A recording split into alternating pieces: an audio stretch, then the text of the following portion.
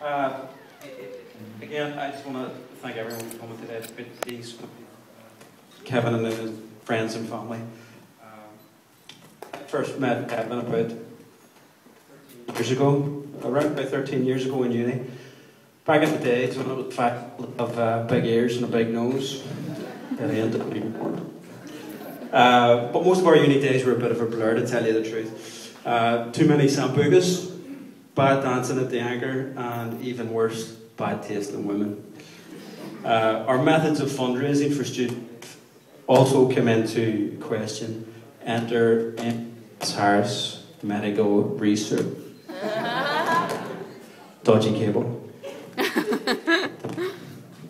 this working alright?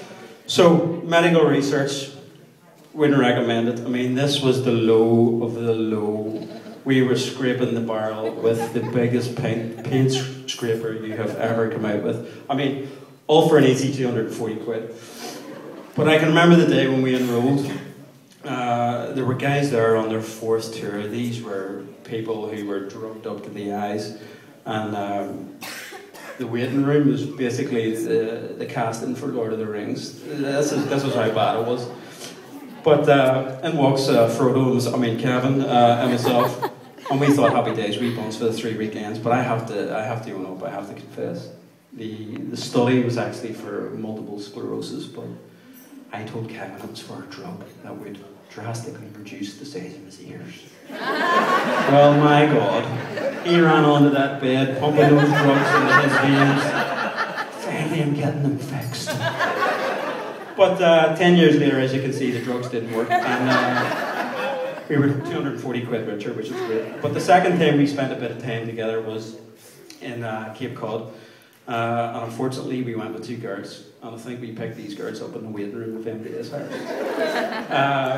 So 3 weeks later, I had the contents of my suitcase emptied onto my head from 2 stories. Nice. And Kev ended up with this psychotic maniac who enjoyed the socks thrown at her from 20 feet and shouting, "I hate you, Michael Linden," casually. But it wasn't all good times, though. We had some bonding moments. I remember one time coming back from a painting job, and we were in the back of a van, the sun was in our backs, and you know, it was brilliant. And I suddenly fell to the floor in extreme pain. I was holding my head, thinking, Kevin, Jesus, something's wrong here, I am going to die. And Kevin, you know, casually, like, all I wanted him to do was put his hand down to me and say, "Do you know what? Oh, it's going to be all right. I'm going to get you to hospital." But I looked up at him, iced frappuccino coming down his nose. He was in convulsions of laughter. I had never experienced brain freeze before, but he did the git. So, what did he say to me? He says, "Wait up, you'll be all right." What are friends for? I didn't mind too much. 5 seconds later, the wind caught those ears. He was off the back of the But as the years moved on, I decided to go to Australia. And on the night of my leaving due, Kev actually met Una. And I guess you could say me going away to sun myself was a direct result of this marriage. So I've known Una for quite a while, and I just like to say you're beautiful today. Absolutely. She scrubs up quite well. So I knew that it was going to work out straight away because I knew Una from years ago, and I also knew Kev. I mean, I remember the days, you know, when we were underage carriers. Sorry, I'm Tom, but it happened. Underage carriers, underage drinking, going to the egg with false IDs when we were 17, 18. Oh yes, but I knew lies. It's true. It's all true.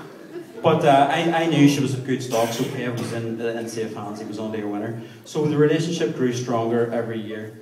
And Kev and myself decided to suddenly go down and work in Intel. Gone with the days of medical research, psycho girlfriends and being skinned. We were then physically perfect. In our prime, had respectable girlfriends who liked housework. And enjoyed the odd pint when we could.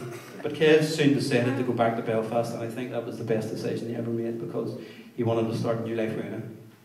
And that's why we're here today. My mum always said to me that if you have one good friend in this life, you'll be a lucky man. Well up here. And I'm glad to say that I have that with Kev. He's a stand-up guy, and he's one of my best friends. And I'm honoured to be standing here talking as his best man. But one last thing before I go. I have a postcard from Kev's uncle, who he doesn't know. Isabel, you may know this guy. And I'd just like to read it out. It says, "Dear Kevin and Una, I'm really pleased to hear you finally tied the knot. You make the perfect couple. I'm so sorry I can't make it today, but I'm really busy working on the street. Better go, some big bird is coming on to me. Uncle Count. Uncanny. Uncanny.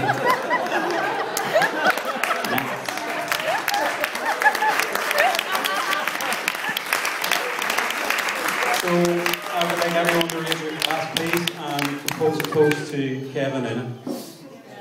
Kevin. Cheers, big ears. How do you get that?